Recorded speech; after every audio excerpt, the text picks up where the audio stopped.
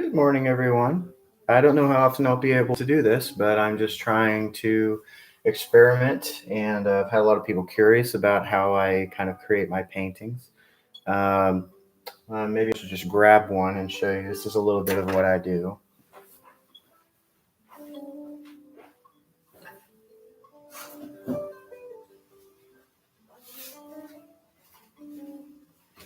So, some people have asked me about my creative process or how I've created paintings, such as this one. And so, what I'm going to do is just show you. And honestly, I got started in painting by just, doing whatever I thought looked good and people would tell me it looked nice. And that's just kind of how I guess some people get started in art. I don't know, but I just kind of do whatever I think looks good. And sometimes people like it, sometimes they don't. But I've had people tell me they want to see me paint. So here we go. This is really it. All of this part is about once I've got my lines and I've got everything where I want it to be, excuse me, all this part is really about, as you can see, I've started a little bit, but it's just about just chucking the paint on and covering the canvas and making sure that you've got everything where you want it to be. And you're picking out your colors a little bit, but most of this is going to get covered back up anyway, so it's not too big of a deal as long as you've got the idea down of what you want. That's all you're doing when this is basically like the rough draft of say like a novel. You're just trying to figure out what you want. Sorry, I dropped my paint brush. That's gonna happen. I'm a huge klutz. I'm gonna drop my paintbrush all the time.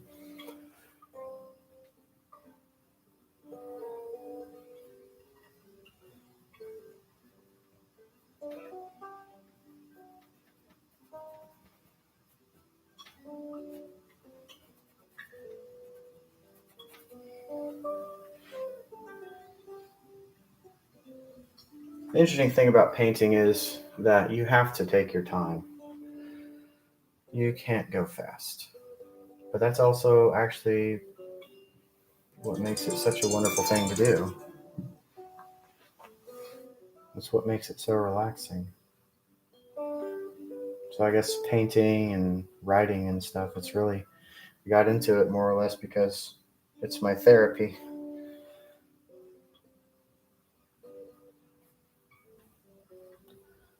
So some of my paintings take a really long time because I'm just doing that, just chucking on. I like to use this particular brush. It's kind of, you know, I don't know what a normal person's hand looks like next to that brush, but it's not a big brush. The bristles are, kind of a medium length. I know Victor Yushkevich loves to sketch with his fan brush. I like this guy because if I need, for instance, if I want a straight edge right there, it's fine. And if I want it soft, then I can do that too. But to me, a fan brush is probably the most versatile. But I kind of I give myself restrictions. I like to use a versatile brush because I like to use really as few brushes as possible. I like to keep things simple. But I've found that when I use like a fan brush or something for my sketching, I go a little bit too crazy. Then I can just do whatever I want. I'm not thinking, and then I'll paint right over stuff, delete whole parts of my painting from what I wanted to be there.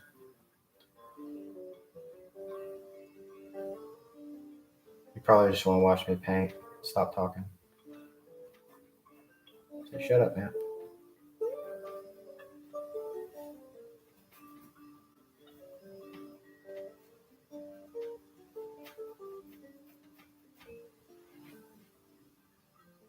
really, this is just about chucking on the paint. I know his name's Robert Graves. Really does it really, really fast when he uses that palette knife style. Me, I don't like to go fast because I enjoy the process. And to me, the process is what gives me joy. And I'd rather take my time, make sure I'm looking at everything that I'm doing, giving it. I feel like if you're not really thinking about it, you're not really giving your painting a chance. You're not really giving it the ability to come out for you and do what it really needs. I'm not saying everybody's like that, but I know that I myself, I have to take my time. I don't always know what I'm doing.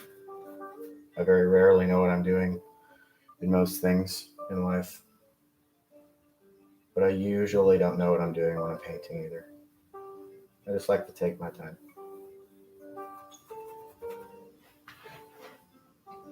I probably have the worst brush stroke technique. I just kind of flip flop it on there. I don't know what that means either. It's not a technical painting term. Just flip it, flopping in, doing things that don't make no sense. That's what I'm doing. If it makes sense to you, that's what matters.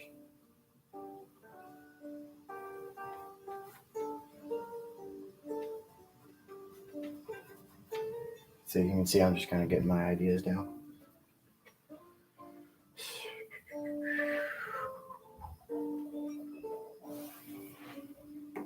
So I know I want another color.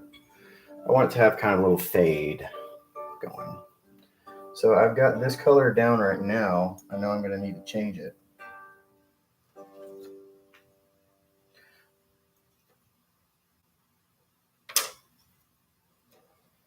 Probably can't see what I'm doing.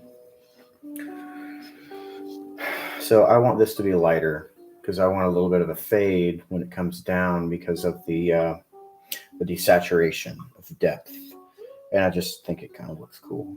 So this was kind of a really dark, warm purple. I'm going to cool it off a little bit. And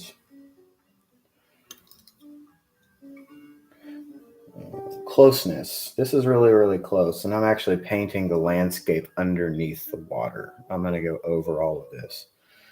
I don't know if that's a thing that a person can do, but I'm doing it. But if you saw, I grabbed some of my deep hue yellow because if you notice, I have a lot of paint. They say don't starve your palette. Well, I have a different definition of that. I have a lot of paint and I have more. All of my paints are right there. So if I need more, I get some more before I need it. But I definitely do not starve my palette. But I feel that it connects me more to the painting if I just have the ability, if I create all of my colors from scratch, from the very beginning, that makes me think and take my time and think more about the painting and the colors. So I have a little bit more lighter, warmer color. I'm not going to take all that and darken it just a little bit, just so you can have a kind of, the genetics of that first color in there. If you notice, it did change it a little bit, cooled it off a little bit. And the other thing, when you're dealing with something that's going to be up closer, you do want to have more of that yellow. Yellow has a shorter wavelength than blue.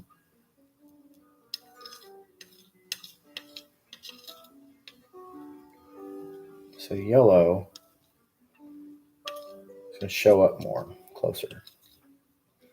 If you're adding, there's not as much blue in water as it looks like there is.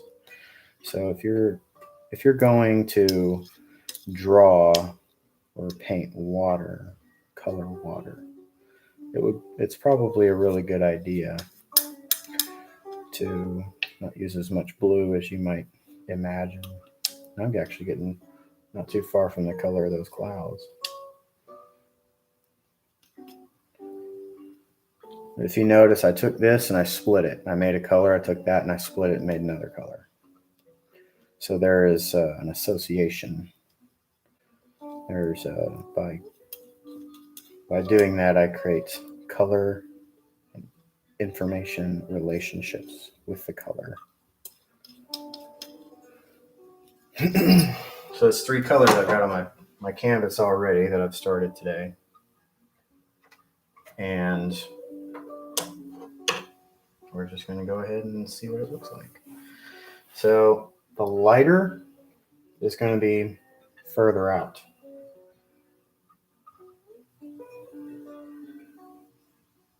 I did do this first top of the cliff here, the underwater mountain, because I wanted to see and remind myself that is there. And if I were doing this with a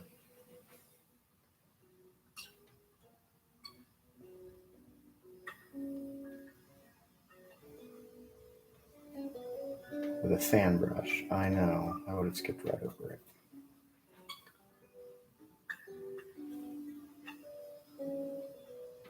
Like I said, I don't know what I'm doing. So I'm just kind of going over stuff and then going over it. That's how I make art. There's probably other people you should watch if you want to get really, really good. I just paint stuff.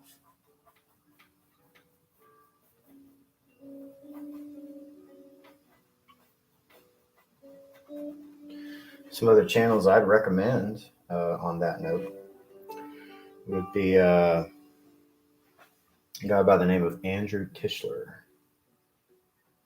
Probably one of the best painters I've ever seen.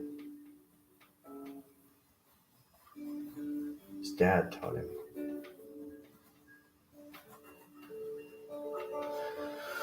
At every stage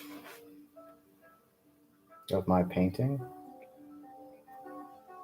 I always like to remain in conversation with the past. Every stage of the painting, I keep a little record. I've actually, I've started a little bit, but I kept that little bit of that sketch before I started down here.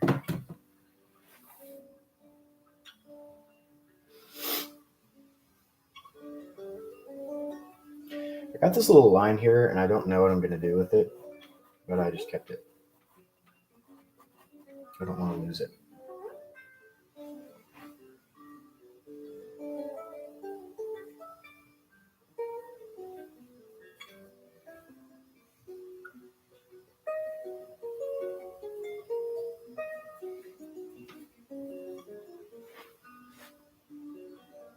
Mr. Tischler loves to use a dagger brush. You can go a lot sharper. And you can actually mix your paint right there on the canvas a little bit.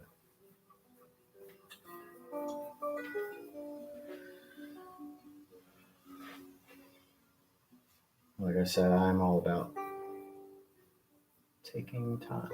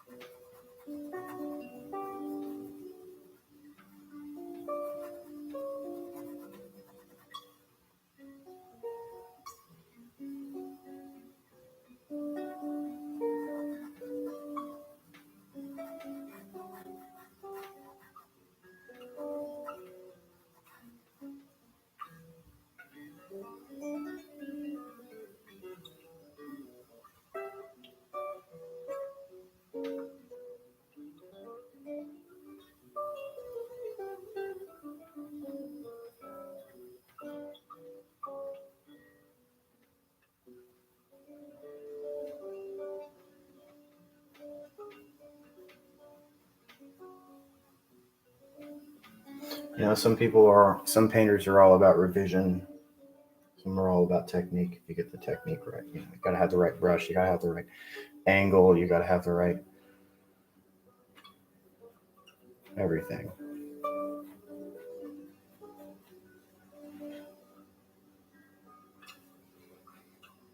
I don't think that's really true. I mean, that's true for some styles. Personally, I don't prefer technique over revision. As a writer, I've learned to edit is divine, as Stephen King said. And I first got started, I was all about, you know, finding the right mixture and, learning everything I could about the classical masters. And then after a while, I kind of just started doing what I wanted to, and it started actually working better for me. I know you really got to do a lot of conscious learning before you figure out what works for you. Like I had to do, like everybody has to do.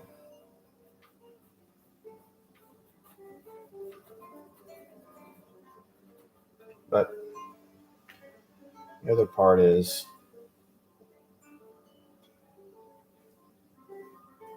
you just start painting.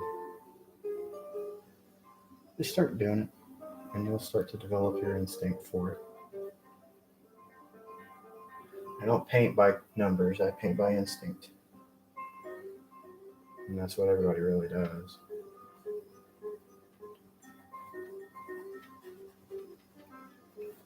Conscious learning gets you the information that you need, but conscious learning has to turn into instinct. And you have to develop your instinct for painting. Just as much as you develop your conscious learning, your thinking. And eventually you will have nothing but instinct and you won't be thinking about it at all. You're just chucking it on like you were doing in the beginning.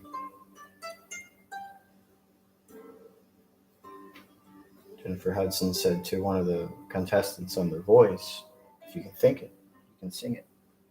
Well, that's cool for somebody who has done all of the conscious learning. And now for her, it's just all become instinct. I'm not there yet. But the way that you get there is you just start doing it.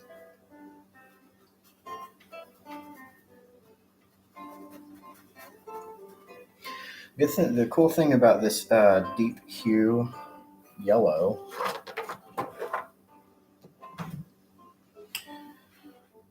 is that this deep hue cadmium yellow, it doesn't really mix. When you put it up in the sky, and you can actually paint your yellow, and then you can paint the blue over the top of it. It won't mix. You'll just get that kind of sunset glare.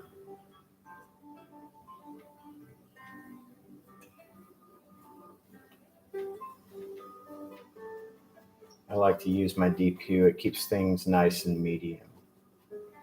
You're going over it the first time. You don't want to do your highlights. You don't want to make it just dark right from the beginning, even if it is going to be a predominantly dark painting.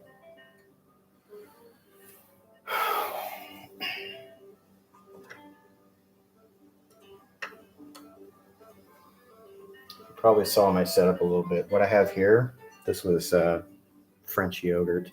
I ate some of that. And then I put some dish soap in there. When I need to clean my brush off, I'll stick it in there. Let that soak for a while. And I just have a little palette knife, a little one. And when I not want another color, I just go, well, Mr. Matt, you're going to throw some color on there.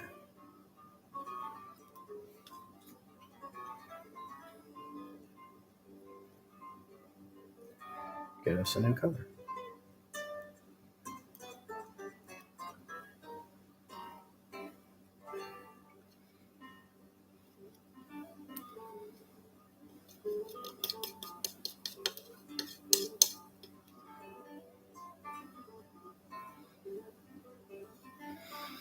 And the good thing about this lighter hue of blue is that that's almost the color you can just paint right onto the canvas without having to dilute it with any white. If you dilute it with the white, you'll get a pretty cool little color that just that blue and that white you can just throw right onto the canvas, and it makes a really, really beautiful sky, which I did not do. I want a really muddled sky. I'm just kidding. It just happened that way. Because, as I said, I have no idea what I'm doing. So,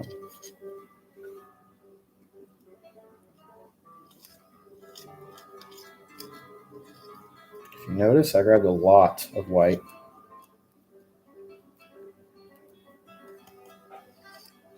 And it's significantly cooler. I'm going to grab some of that, actually, because I don't really need any more of it. Significantly cooler than that first little mountain. Because the further you get, at some horizons are mostly it just blanks out to white, is because there's a lot of water vapor in the air. So it's a really humid day. So if you want to make it look really warm and hot and humid, you're going to have a lot of white on your horizon. But if you don't, if you want your sky to appear bright and clear and cool and beautiful, like just a cool, clear, breezy day, and what you want to do is you just put more and more blue. You don't go to white. You put white to lighten it, because the reds and the yellows will fade out, and what will be left is blue. And as they fade out, they will neutralize, which is why the color grays out. And all you have left is blue. That's why water is blue. Sky is blue for a different reason. It's a related reason. A lot of people don't know that the sky is blue for a different reason than the water is blue. The sky is blue because of chemical reactions in the atmosphere and the angle of the sun. Water is blue because the interaction of sunlight, the sunlight goes into the water and bounces back up, and you see blue because that's all of the light spectrum that has survived the depths of the ocean. So two different reasons. So if you have two different colors of the sky and then the ocean, you're probably doing much better. And when things bounce off of the water, they'll actually, the reflection of the water has a tendency to desaturate. So you can do the same color, but throw a little tiny bit of yellow and a tiny bit of red in there, and it will look the way it does. Okay, I think that's mixed enough.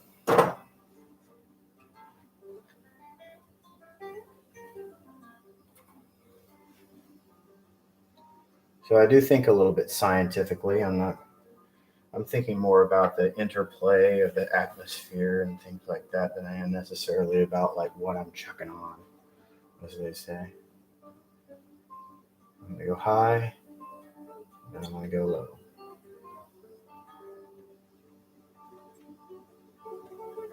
I don't know if that's right or not, but that's what I'm going to do. And it doesn't really matter because all this is going to get covered up anyway. It's all just going to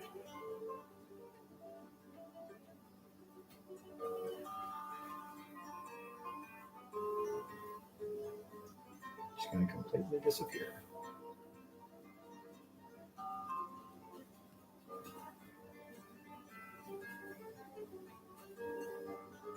I hope you like Russian guitar. I played guitar for 22 years total. The only person that I ever played for, unless I was deliberately asked, was this certain girl. This one person once came up to me while I was playing guitar in the little student hangout area at the university while I was studying there. I wasn't in class. I probably should have been. Probably should have been at the library. But I wasn't. I was there. She came up and I was playing this song by Don McLean called And I Love You So. I really didn't plan it. I did not plan it. I was already playing that. She came up, I swear. And she sat down. I think I'd probably had 2 conversations with that person. And I was sitting there playing that song. I had no idea that she'd just broken up with her boyfriend. But I was playing that song. Then I got to this part where it goes,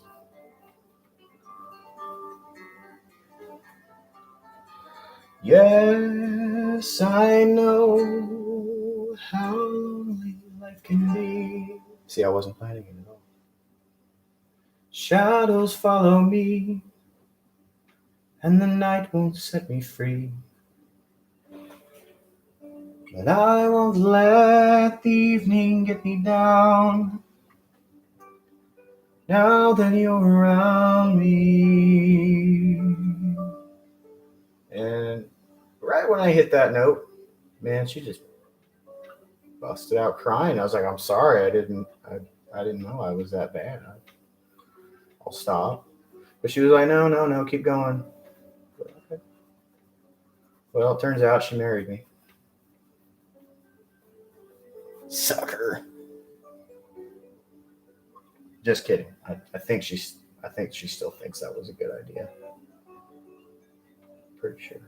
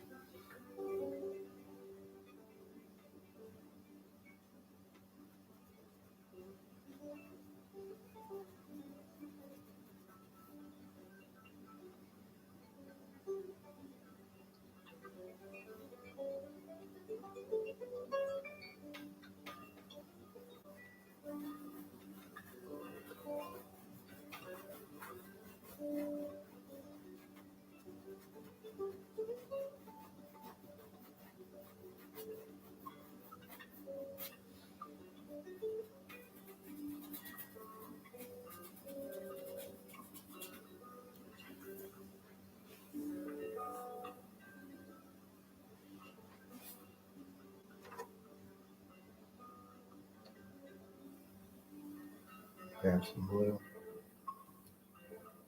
A little bit of white.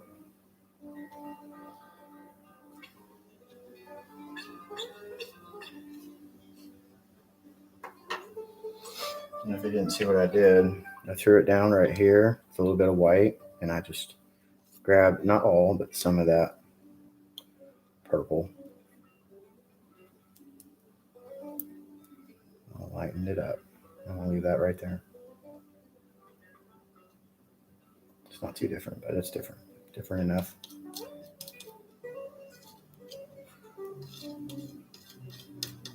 Different is different enough.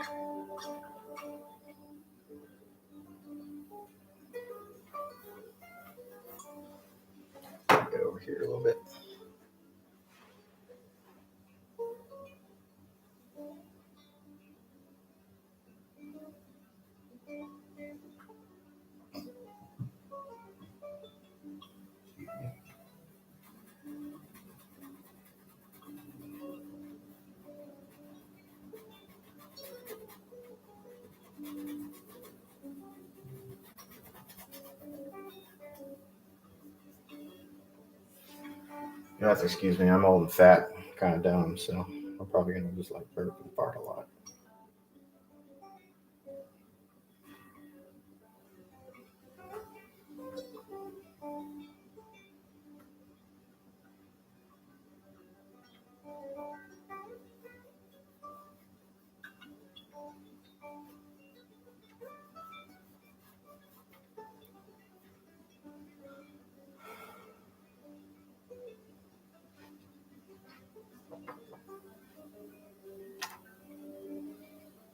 Until eventually,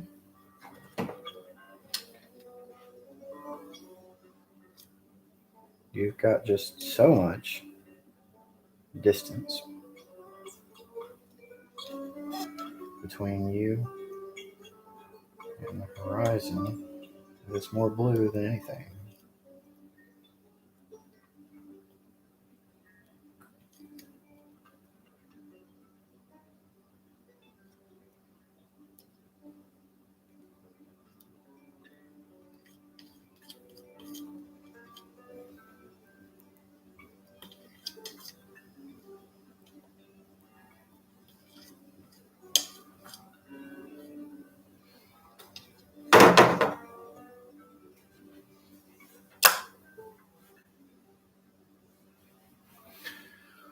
So there's nothing else on that horizon, which is why I'm going to start at the bottom instead and work my way up. And then when I go from the bottom and work my up, moving down,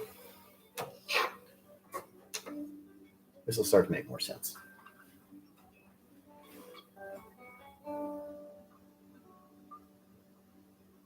I think.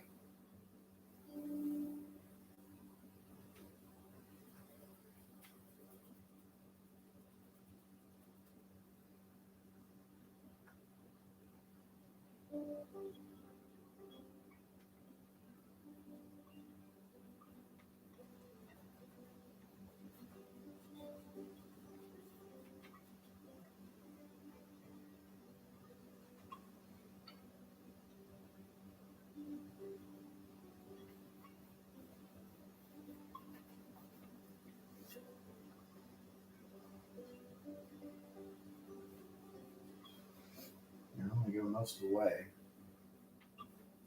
up to the top.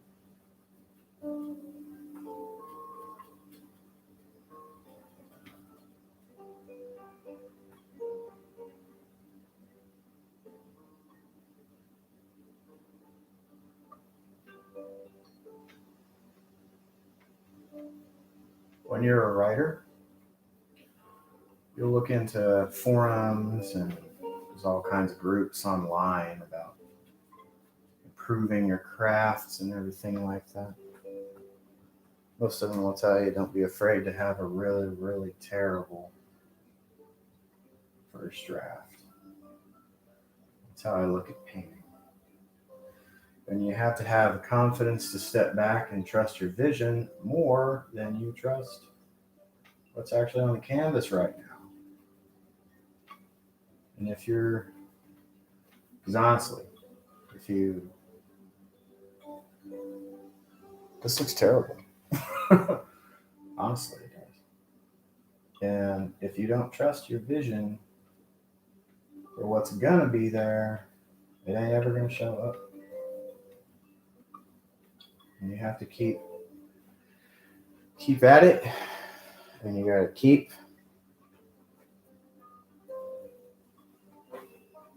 going until it is there, and don't ever allow yourself to be satisfied with just this gloppy nonsense that I got going on right now.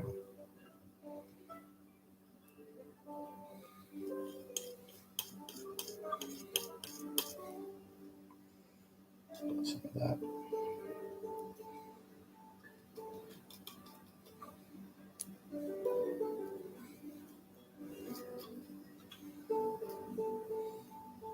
I should grab some of this blue. There's already a lot of blue in it, but look, it doesn't really turn green. Not so much. That's the beauty of this. with that light blue. If you get one of those dark blues, these are really good for when you start getting up close and things, but it's not so good for medium of sketching for that reason.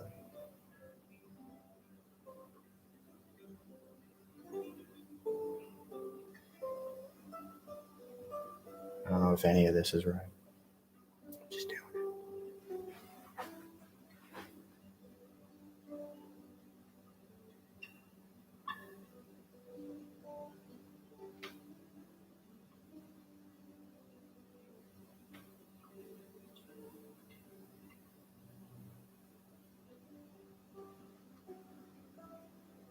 Don't try to paint a perfect horizon line.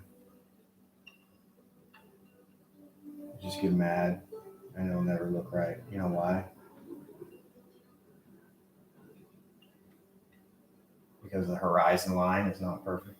It never will be. Even if you're looking straight out at the ocean, you're not going to see that. Not straight. You know, the Greeks made curved pillars that when you look up directly under them, oh, they look straight. Why? Because they did it by eyeball. They did it by eye. They just looked at it and they carved it that way. Because a little bit artistic principle is that as far as art goes, reality is perception. So paint what you see, not what you think is there.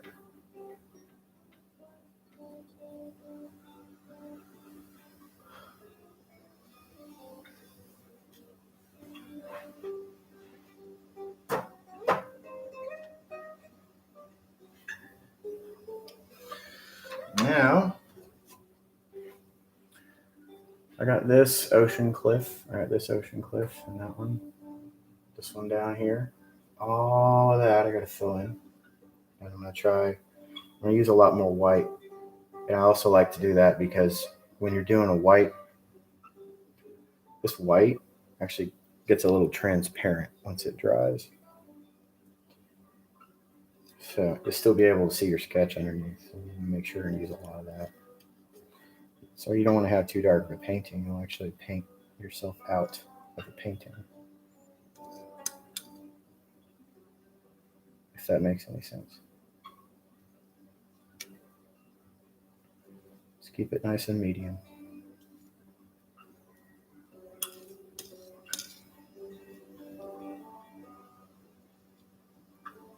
Just keep it in that medium range.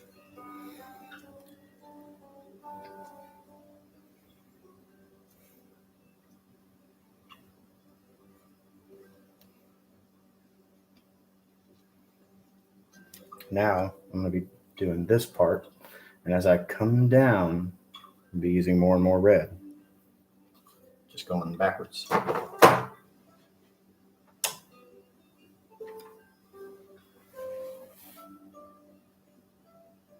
Same brush.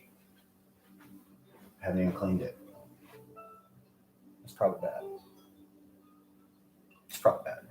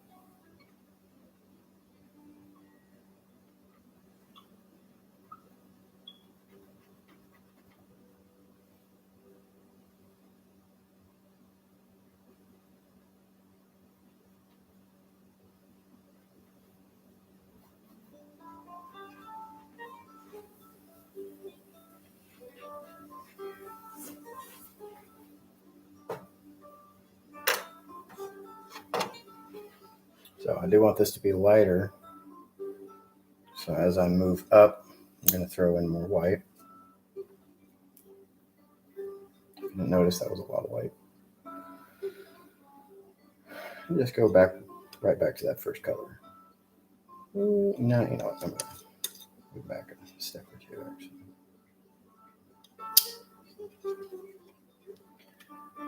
This one I need a lot, so yeah, it might be a good idea.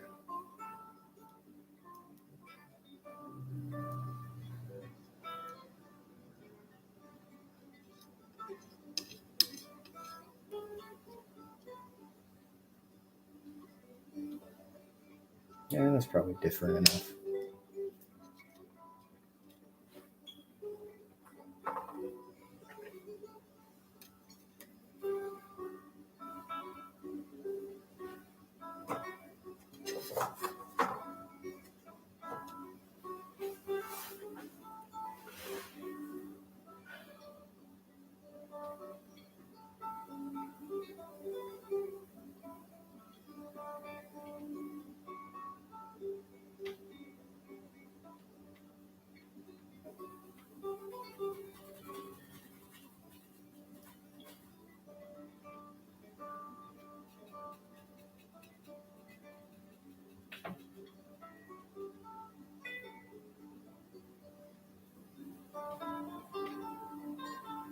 Blending is just mixing on the canvas.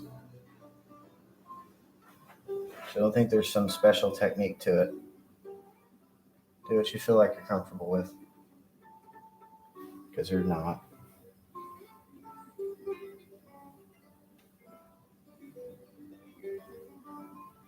Grab some more white so it's a little bit more different than that. It'll be a little different.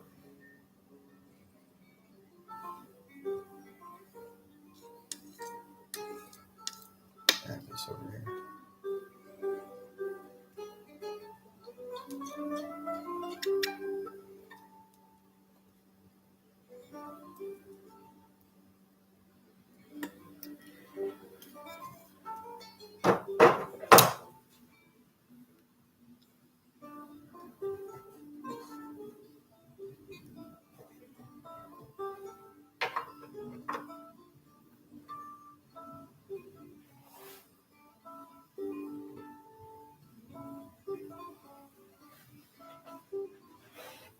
This oil paint gets everywhere.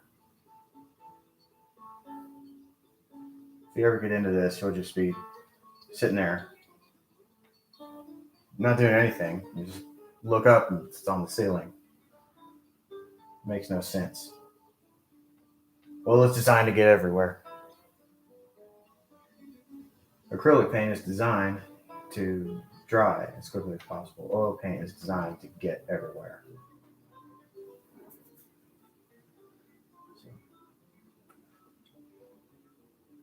don't take it for granted, because that oil paint will destroy everything you have if you let it.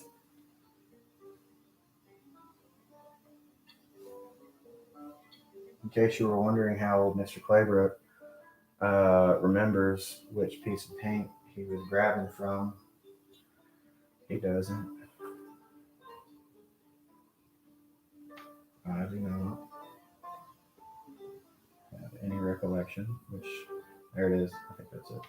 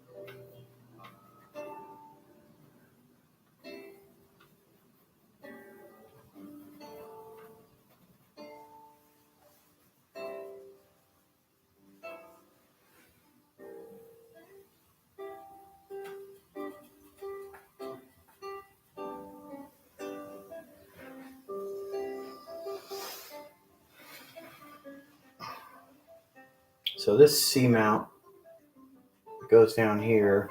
The water line's right there. But this C-mount I've kind of designed. You can see, you're going to be able to see where it goes underwater. I'll just mark that now so I don't lose it. It's going to go underwater, right? And then,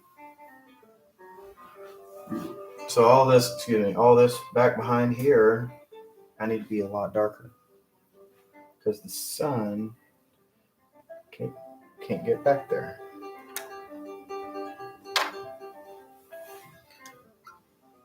And I need it to be more saturated than the rest of what I'm doing. I still want it to be pretty grayed out, but I'll just grab I know that I'm going to need a buttload of all of it. Just a lot of paint. Excuse me, sometimes I forget there may be children watching in my life. These words I shouldn't like, but and load.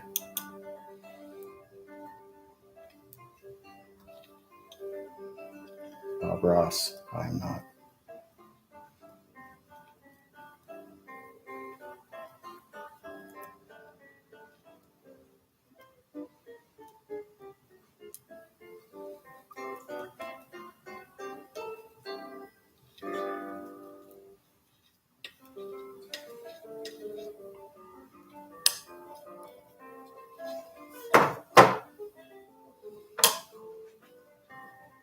Some more blue.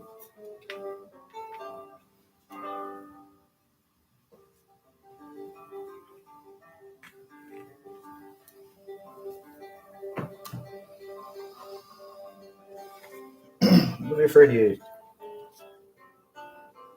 waste paint.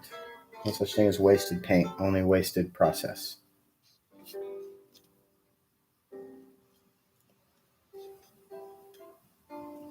Don't sacrifice anything for process. Because if you get your process wrong, if you're not doing what you feel like is right, you are not going to be able to sell that painting for very much.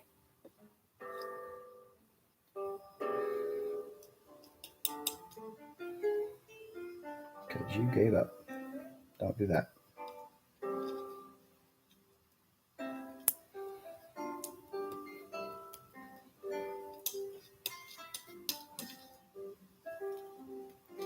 This other painting that I'm working on, this one that I showed earlier, this one, it's a little bigger, but this one is just a one shot. I just did that in one sitting, probably in about 2 hours. And it's one that I'm working on right now. I did it before I had the idea of streaming.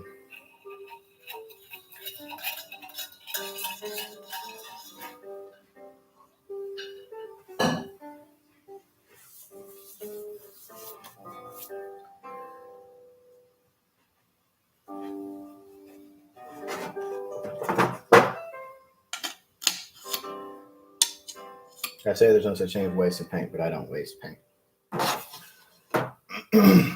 Maybe that's why I say it. Don't know. But I got something nice and dark here, but still pretty vivid as far as kind of colors you'll normally work with in the landscape genre. You know, genre? A little bit. It's something that is more traditionally concerned. A point. It's more traditionally concerned with literature. But everything has a genre, really. Everything has a form. Everything has a defined. You can't really get along in life very well until you start figuring out how to define things and figure out what they're for. So everything has a form. Everything has these set notions, and that's okay. We have a justifiable interest in being able to figure out our world. But the problem is when we misapply those definitions and forms. And that's why the conversation of art and truth is an ever evolving one.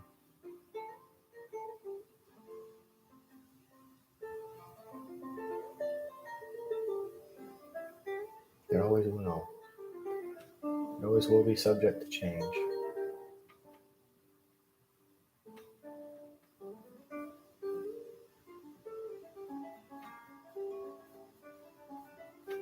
And if I do lose a little bit, that's okay because I kept some. I kept that picture.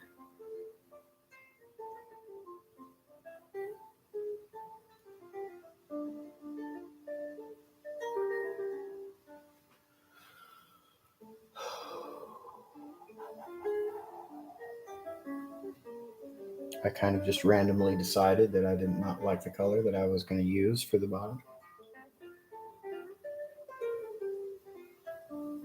It's okay to make changes. You're going to be making changes your whole life.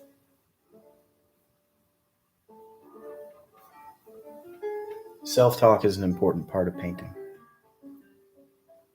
Talk to yourself while you're painting. Do it. You'll come up with a better painting. You keep yourself relaxed. You keep your mind active. You don't get in a hurry. When you get in a hurry, you start glopping paint on where you don't need it. And you end up in trouble. And your wife starts yelling at you, throwing things.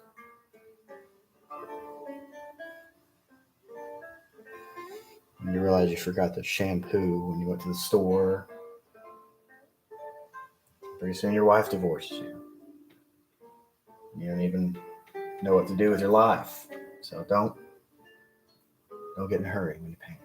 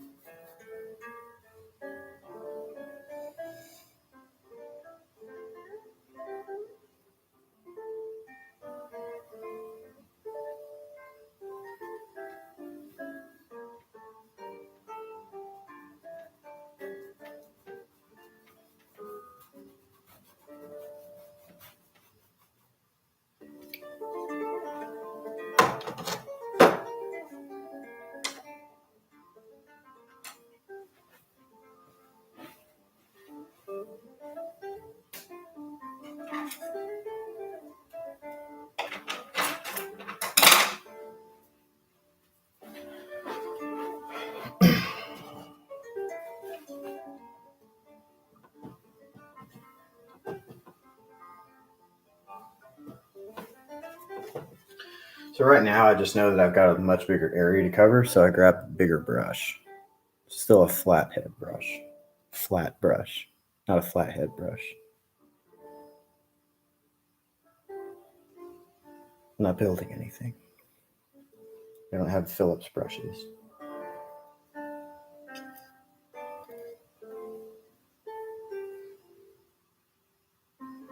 In case you were wondering what the hell is wrong with me. Yes.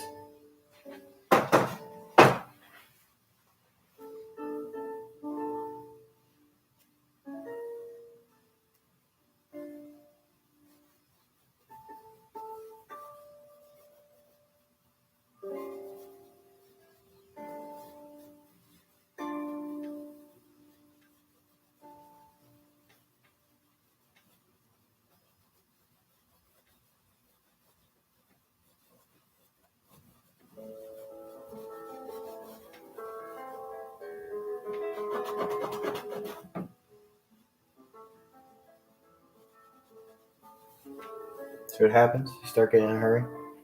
Paint it right over my little post.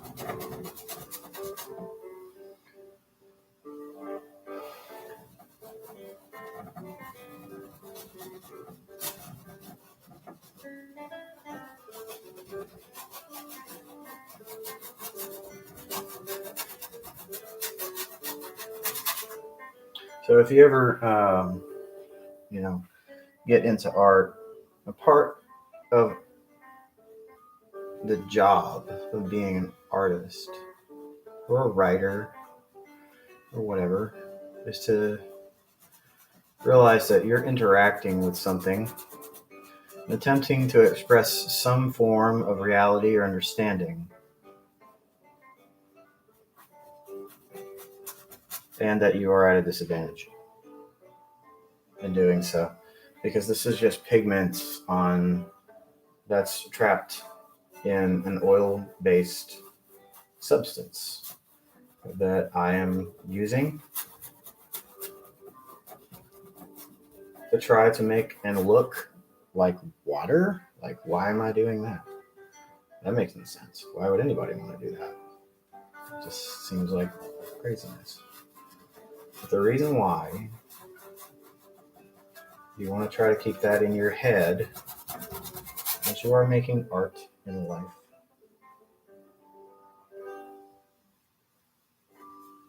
is not like this kind of stay humble thing. The reason why you want to do that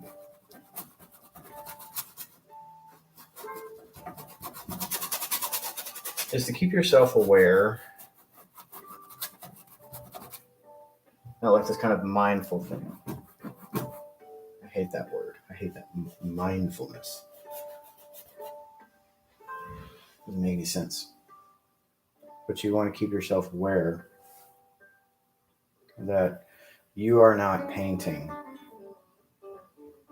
cliffs. You're not painting anything. You're just painting.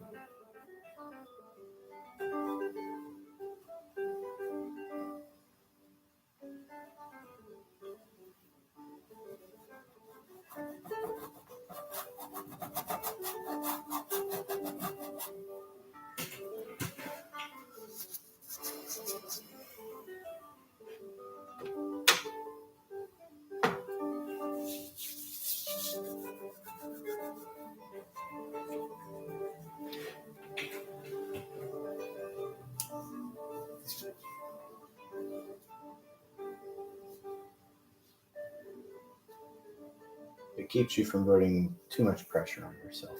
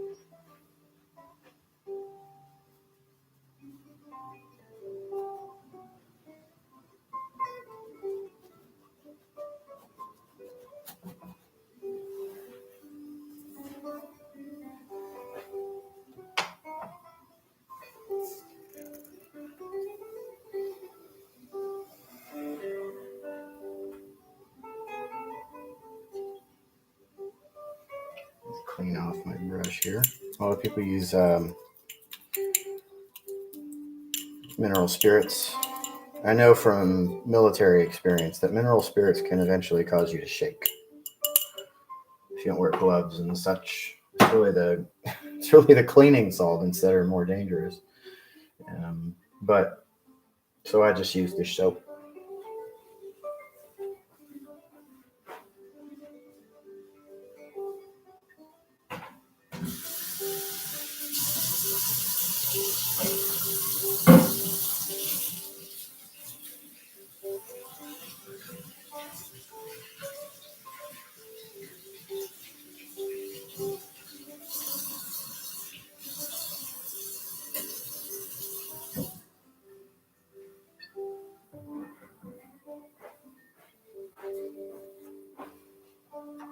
So before I move into the next layer on here, I want this to be dry. What I do with my paint is I will usually use Winsor Newton, especially the longer I get into the painting. But I've found that this Master's Touch Fine Art Studio paint dries a lot faster.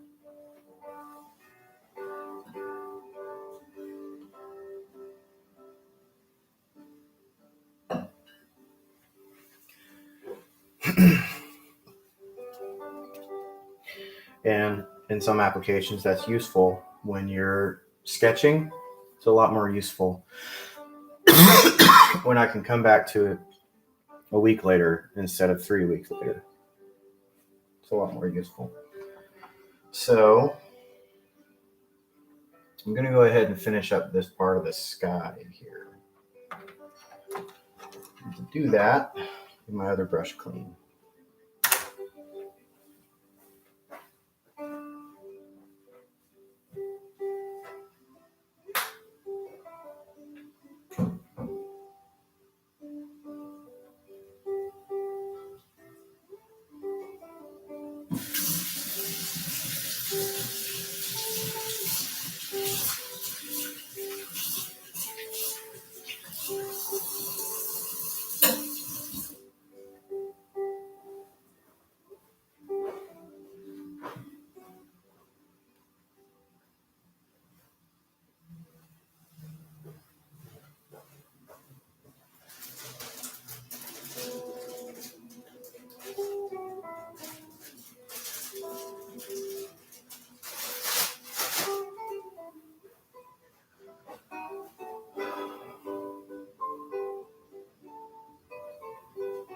It's always useful to have both dry and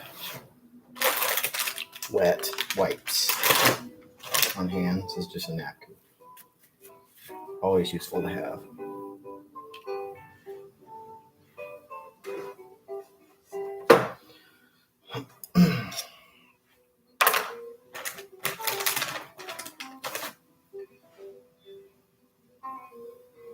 If anything, if you're only going to have one,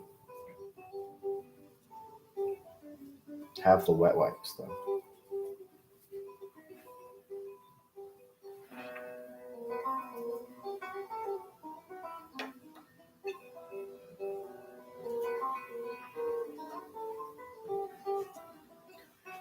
So,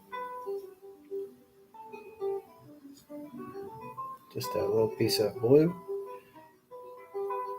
I don't really care too much that there's other bits of paint in there. I know that's a pretty sizable area, and I want to make sure I have plenty. So, just grab a big glob of it. Because the sky is a little more gray towards the horizon. And that's going to be every painting, no matter what's going on. So, is that the perfect blue color? I have no idea. For the horizon, I have no idea. I don't know what I'm doing. I'm just throwing paint down here.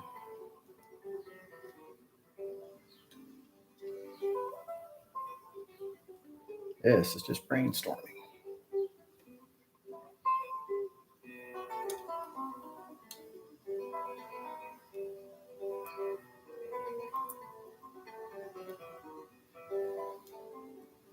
It is helpful to have more than one color ready So I grabbed some over here and I split it, and I put a little more over here and I split it again.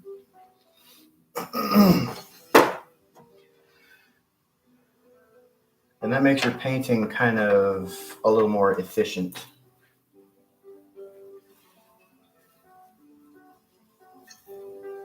You just mix one color at a time, and then you're gonna have problems with how long it's taking you to produce. And if you're trying to, produce something for the purpose of selling it, it's going to be difficult.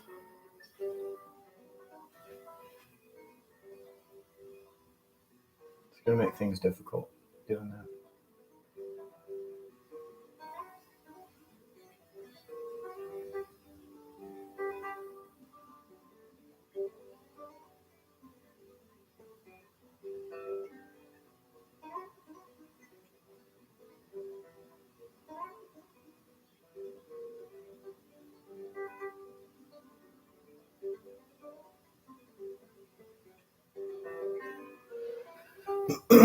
Now I'm doing it this way because I want it to be nice and soft.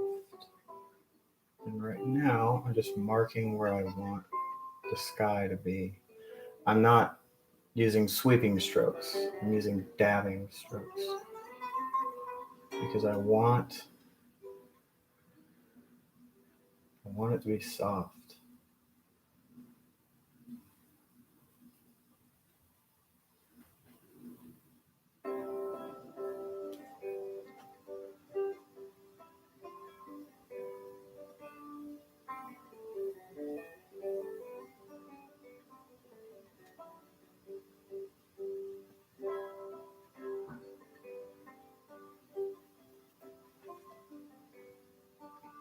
I probably just got paint in my hair. It's okay.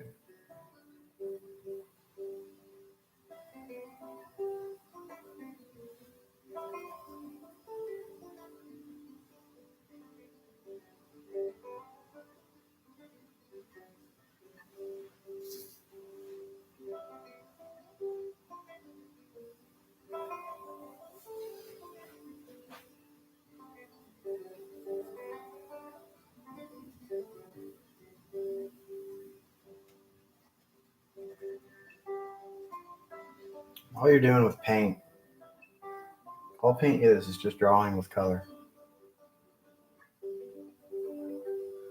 And all you're doing with drawing is you're just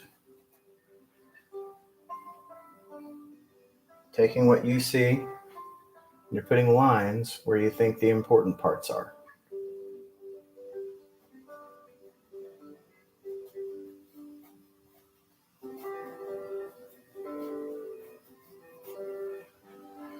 If you notice, I had white down here already. It's because I think it's important to note that the sun is yellow, but mostly white. More yellow than white. Or forget I said that. It's more white than yellow.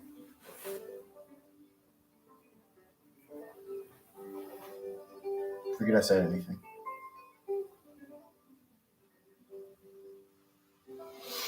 Going in here with a little bit lighter blue, or darker blue, I mean. I cannot think today.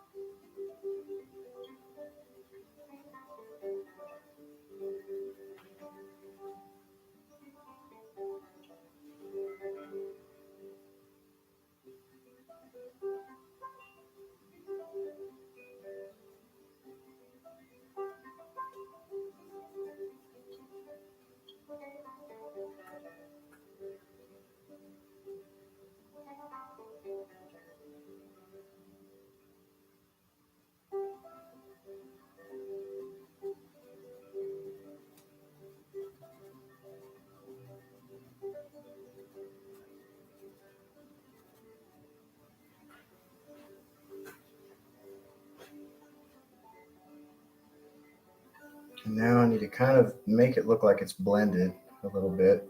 So I'm going to go in between these colors, this two. I'm going to do the same thing. I'm just going to dab.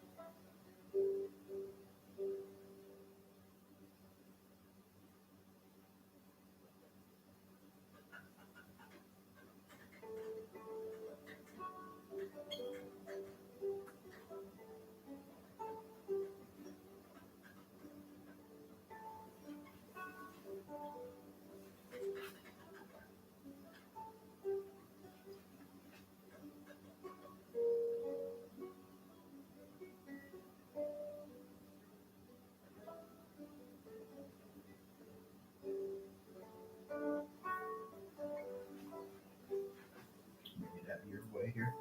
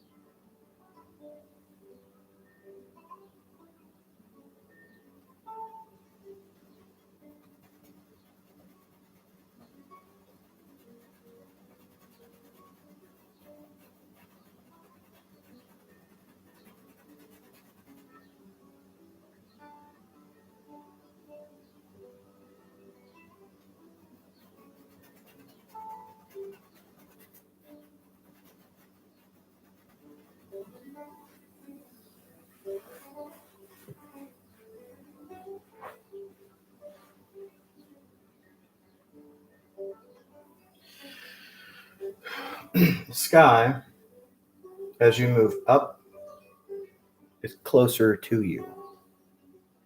So the reason why the sky is bluer up top is because the color is less.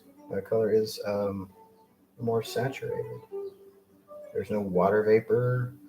There's no neutralizing of the greens or reds or anything like that from the distance. Nothing like that. So it's right there. And actually, there's a lot more red in the sky than you might like to believe, especially when it gets up close. So you actually want to throw some red in there, not too much that it stops being blue, but that's how you get that kind of dark look right there. There's more red in the sky than it might first appear to the eye. Just assuming that it's blue. See? We just assume things. That's what we do.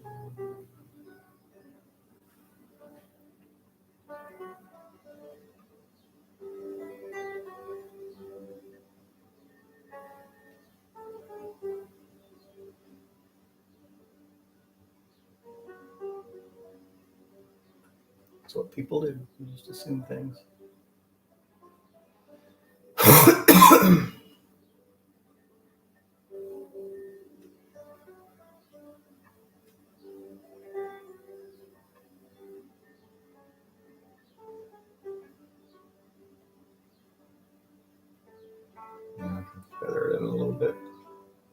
So I want those clouds to still be there and still be really. You use the point of your brush when you're doing the sky, almost no matter what brush you're using, because you want that softness to show up. If you go like this, you're going to get a hard edge. You do not want that.